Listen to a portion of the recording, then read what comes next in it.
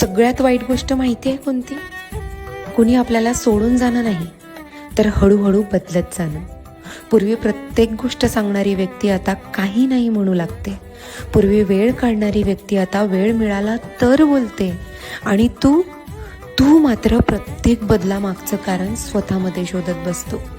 माझं काही चुकलं का? मी कमी पडले का? मी बदललो का? पण प्रत्येक वेळी चूक आपलीच असते असं नाही ना. कधी कधी लोकांची गरज बदलते, त्यांच्या प्रायोरिटीज बदलतात आणि त्यासोबत नात्यांची जागा सुद्धा हे लोक बदलवतात. हे स्वीकार करायला खूप त्रास होतो, पण एकदा स्वीकारलं की आपलं मन शांत व्हायला लागतं. दोष प्रत्येक वेळी आपला नसतो. लोक आपली जागा बदलवतात वेळेनुसार. Download ShareChat.